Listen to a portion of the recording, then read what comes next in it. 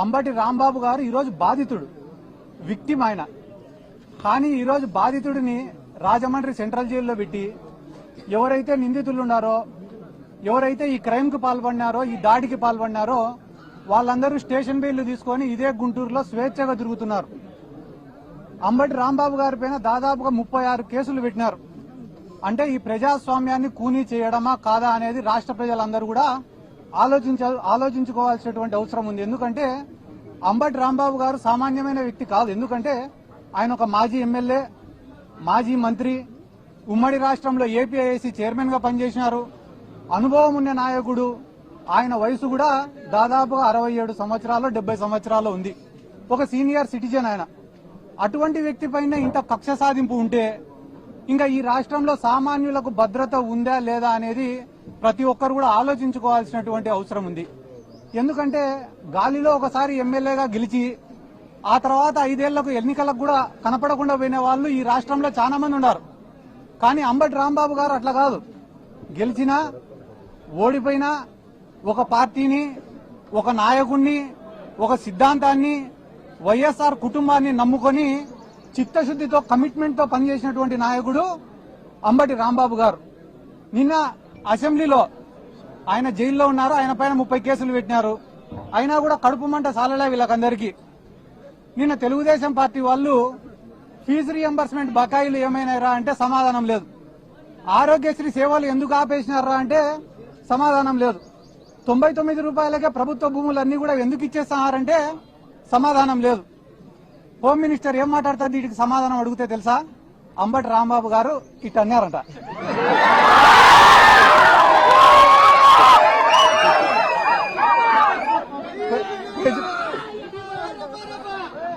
ప్రజలకు ఉపయోగపడే సమస్యలు 100 అడిగితే దానిలకు సమాధానం చెప్పకుండా అంబటి రాంబాబు గారు ఇట్ అన్నారు. అది దేనికి సంకేతం ఇస్తున్నాడు అంబటి రాంబాబు గారు అని అంటున్నారు.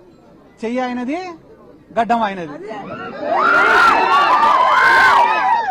అంటే ఈ రాష్ట్రంలో తెలుగుదేశం వాళ్ళు చేసేది ఏమరా అంటే మంచి సబ్జెక్టును అంతా పక్కకు దుబ్బేసి పనికి మాలినది ఒక్కటి పట్టుకుంటారు.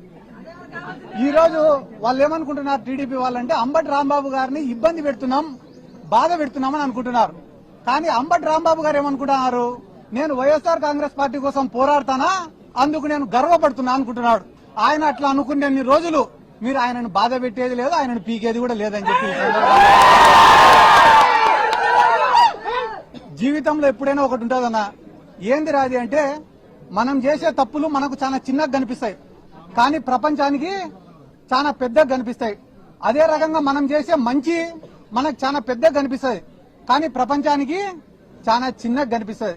ఈ రోజు కూటమి ప్రభుత్వం యొక్క పరిస్థితి ఏమరా అంటే పొద్దున్న నుంచి రాత్రి వరకు చేసేటివన్నీ కూడా తప్పులే, అయినా కూడా వాళ్ళ కళ్ళకు అవి కనపడ్డంలే. తిరుమల లడ్డు విషయమే దీనికి ఉదాహరణ. వాళ్ళ దృష్టిలో తిరుమల లడ్డు అనేది చాలా చిన్న విషయం, కానీ అది చిన్న విషయం కాదన్నా. పోయి వీళ్ళు వెంకటేశ్వర స్వామితో పెట్టుకున్నారు, నామరూపాలు లేకుండా పోతారు అతి త్వరలో అని కూడా ఈ సందర్భంగా నేను తెలియజేస్తున్నా. మనసుతో ఆలోచించే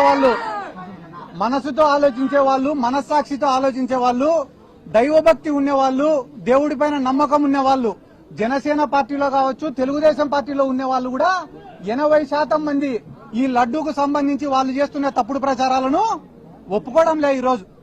కాబట్టి అంబటి రాంబాబు గారిని ఏదో జైలుకు పంపించినంత మాత్రాన ఈ పోరాటం ఆగిపోతుంది, ఇంకా ఎవరు మాట్లాడరు అని అనుకోవడం వాళ్ళ అవివేకం. ఎందుకంటే అంబటి రాంబాబు గారికి జైలుకు పంపించిన రోజు నుంచి ఈ రోజు వరకు వైఎస్ఆర్ కాంగ్రెస్ పార్టీ మాట్లాడడం పక్కన పెట్టండి, మా మౌనిక గారే అద్భుతంగా మాట్లాడుతున్నారు, అనర్గళంగా మాట్లాడుతున్నారు, ధైర్యంగా మాట్లాడుతున్నారు. జరిగిన దాడి గురించి, జరిగిన అన్యాయం గురించి రాష్ట్ర ప్రజలకు స్పష్టంగా వివరించినారు మౌనిక గారు. నిజంగానే మీకు కూడా మా ప్రత్యేక అభినందనలు కూడా తెలియజేస్తున్నాక. ఎందుకంటే కానీ మీరు యాక్టివ్ పాలిటిక్స్ లో లేకపోయినా కూడా ప్రజలకు అంత అర్థమయ్యే విధంగా చెప్పడం నిజంగానే చాలా సంతోషం. ఎందుకంటే 10 మంది ఆలోచింపజేసే విధంగా మీరు మాట్లాడినారు. మీరు మాట్లాడిన ఒక గొప్ప మాట ఏమరా అంటే రాళ్లు రువ్వుతున్నా, కత్తులు దూస్తున్నా, గోడల్లో నుంచి గుణపాలు దింపుతున్నా కూడా అంబటి రాంబాబు గారు భయపడలేదంటే ఆయనకు వ్యవస్థలపైన ఉండేటటువంటి నమ్మకం అని ఒక గొప్ప మాట మాట్లాడడం నిజంగానే మా అందరికీ చాలా సంతోషించదగిన విషయం అని చెప్పి సందర్భంగా తెలియజేసుకుంటూ, కానీ ఒక్క బాధ ఏమరా అంటే మీరు ఒక తప్పు కూడా మాట్లాడినారు. ఏం మాట్లాడినారు? ఆ తప్పు అంటే పవన్ కళ్యాణ్ ఇప్పటి వరకు స్పందించలే అని చెప్పి మాట్లాడినారు మీరు. జనసేన కార్యకర్తలను టీడీపీ వాళ్ళు ఎంటబడి కుక్కల్ని కొట్టినట్టు కొడితే కూడా ఆయన స్పందించలేక,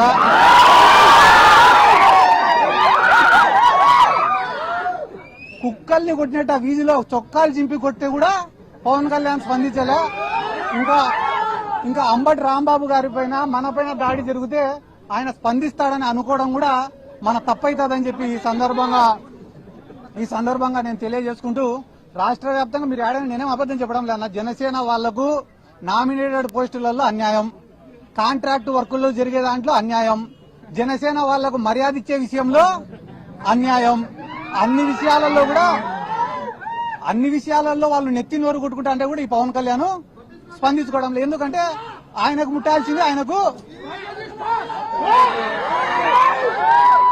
ఎందుకంటే ఆయనకు ముట్టాల్సింది ప్రతి నెల ముడతనే ఉంది కాబట్టి ఆయన ఏం స్పందించడంలే. కానీ మీకు అందరికి అర్థమయ్యేలాగా చెప్పాలంటే ఒక విషయం చెప్తా, గుర్తుపెట్టుకోండి. చంద్రబాబు నాయుడు గారు ఈడ పవన్ కళ్యాణ్, లోకేష్ ఇద్దరు కూర్చొని ఉంటే 3 వస్తువులు ఇచ్చినాడంట పంచుకోమని చెప్పి. ఒక దుప్పటి ఇచ్చినాడంట, ఒక చెట్టు ఇచ్చినాడంట, 3వది ఒక ఆవుని ఇచ్చినాడంట. మీరిద్దరు పంచుకోండి రా ఆస్తులు అని చెప్పినాడంట. చెప్తేనే లోకేష్ ఏమన్నాడంట, అన్నా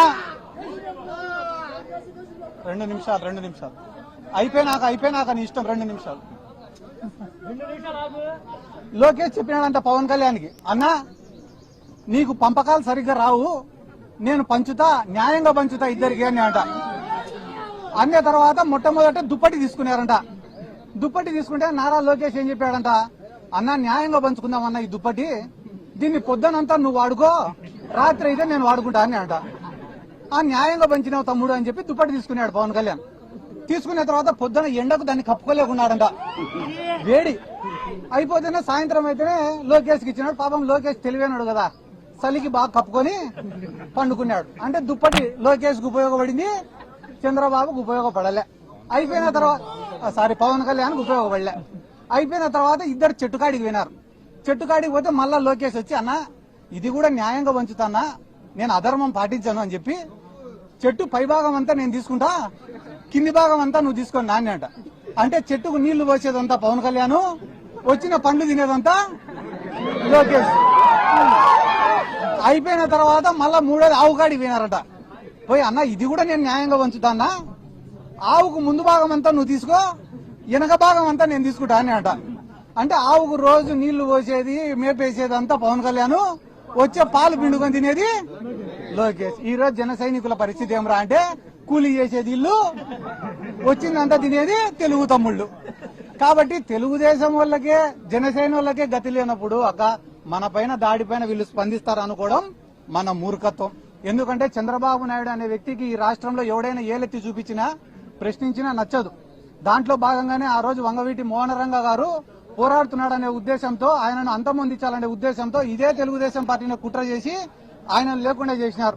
అయిపోయిన తర్వాత కాపు సామాజిక వర్గం కోసం ముద్రగడ పద్మనాభం గారు అంత పెద్ద పోరాటం చేస్తే ఆయనను ఆయన కుటుంబ సభ్యులపైన దాడి చేసి అవమానించి ఆయన మనసును గాయపరిచేలా చేసింది కూడా ఇదే చంద్రబాబు నాయుడు గారి ప్రభుత్వమే. ఆ రోజు హైదరాబాద్ బషీర్బాగ్ లో విద్యుత్ ఛార్జీల పెరుగుదల పైన పేదవాళ్ళందరూ ఉద్యమానికి పోతే ఎట్లా ఉద్యమం చేస్తారని చెప్పి వాళ్ళపైన కాల్పులు చేసి చంపింది ఇదే చంద్రబాబు నాయుడు గారే.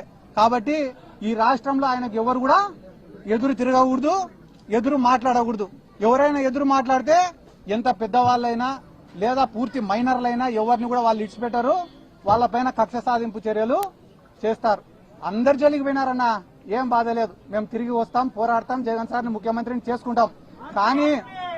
కానీ వాళ్ళని క్షమించండి ఎవరో తెలుసా, ఆ భగవంతుడు, ఆ వెంకటేశ్వర స్వామి వాళ్ళని క్షమించాడని చెప్పి ఈ సందర్భంగా నేను తెలియజేసుకుంటూ, ఇంకా వాళ్ళు చేసిన పాపాల గురించి చెప్తే గానీ ఆడ సింహాచలం దేవస్థానం కాడి నుంచి, ఆడ కాశీబుగ్గ కాడి నుంచి, తిరుమలలో జరిగిన తొక్కిసలాట కాడి నుంచి, నిన్న శ్రీశైలంలో జరిగిన లాఠీ చార్జ్ వరకు వాళ్ళ గురించి చెప్తే గానీ రాష్ట్ర ప్రజలే ఎంటబడి తంతారని చెప్పి ఈ సందర్భంగా నేను తెలియజేసుకుంటూ, ఇక్కడ ఉన్న లోకల్ ఎమ్మెల్యే గారు కూడా, మా అక్కకు రాజకీయం కొత్త అయినా కూడా చాలా స్పష్టంగా, నిదానంగా, క్లారిటీగా, ఎటువంటి భయం లేకుండా, వణుకు లేకుండా, తొణుకు లేకుండా, బెనుకు లేకుండా మాట్లాడిందంటే దానికి కారణం వాళ్ళలో తప్పు లేదు, నిజాయితీ ఉంది కాబట్టి. అవతల పక్కనే ఆమెను నేను ఇప్పటి వరకు 4 రోజులు చూడబట్టి టెన్షన్ తప్ప ఏం లేదు. అంటే అతి త్వరలో నాకెందుకో అంబటి రాంబాబు అన్న దగ్గరకు వస్తారు, 3 ఏళ్ళు అయిపోతేనే మాదేం తప్పు లేదు, ఏదో చంద్రబాబు నాయుడు చెప్తే చేసినామనో లోకేష్ చెప్తే చేసినాడు అని. ఆ రోజు మీ ఇష్టం, క్షమిస్తారో లేదో అది కూడా మీకు ఇష్టం అని చెప్పి నేను అదే చెప్పినా కదన్నా, సంవత్సరం నుంచి పెడతారు.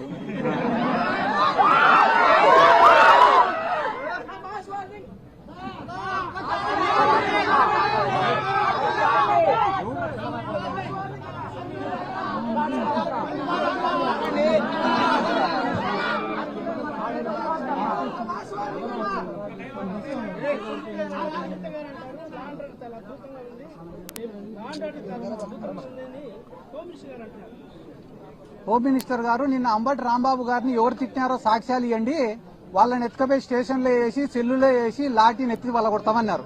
మళ్ళా ఆధారాలు మీ మీడియా వాళ్ళ కాడ ఉన్నాయా లేదా? అంబటి రాంబాబు గారిని తిట్టినట ఉన్నాయి కదా వీడియోలు, అవి ఆధారాలే కదా. మళ్ళీ ఆధారాలు లేవంటున్నారు. అదే రకంగా ఈరోజు రాష్ట్రంలో లా అండ్ ఆర్డర్ లేదు, వాళ్ళు ఏమంటారు? ఆటోమేటిక్ గా ఉంది అంటారు. కాబట్టి వాళ్ళు ఎస్ అంటే మీరు ఎస్ అనాలా, నో అంటే లేకుంటే నీ పైన నా పైన కేసు. అన్న దేవుని జోలికి పోయిన వాళ్ళకి ఎటువంటి శిక్ష అనేది ఇంకా అది చెప్పకూడదు అన్న. ఎందుకంటే కానీ దేనితోన్నా రాజకీయం చేయొచ్చు, కానీ దేవుడితో కానీ భక్తుల మనోభావాలతో కానీ చేయకూడదు. ఈ రోజు ఒక వెంకటేశ్వర స్వామి అంటే ఆంధ్ర రాష్ట్ర ప్రజలకో చిత్తూరు జిల్లా ప్రజలకో మాత్రమే సొంతమైనటువంటి స్వామి కాదు కదా. ప్రపంచ దేశాలలో ఉండే భక్తులు ఉన్నారు, హిందువులు అందరూ కూడా వెంకటేశ్వర స్వామిని ఎంతో పవిత్రంగా భావించి వస్తారు. ఒకవేళ నిజంగంటేనే దాంట్లో ఏదన్నా తప్పు జరిగినా కూడా చట్టం తన పని తను చేసుకుని పోవాలా తప్ప రాష్ట్రానికి పెద్ద దిక్కుగా ముఖ్యమంత్రి కుర్చీలో ఉన్న చంద్రబాబు నాయుడు గారు ఇన్నిసార్లు ప్రెస్ మీట్ పెట్టి దాంట్లో పందికోవనో లేకుంటే గాన బాత్రూంలు గడిగే కెమికల్ ఉందనో లేకుంటే గాన దాని యొక్క పవిత్రను తగ్గించే పని మాత్రం చెయ్యకూడదు. అది తప్పు. ఆ పని ఆయన పూనుకున్నాడంటే కేవలం ఇది రాజకీయ స్వార్థంతో చేస్తున్నాడు తప్ప దాంట్లో నిజం లేదని అర్థం.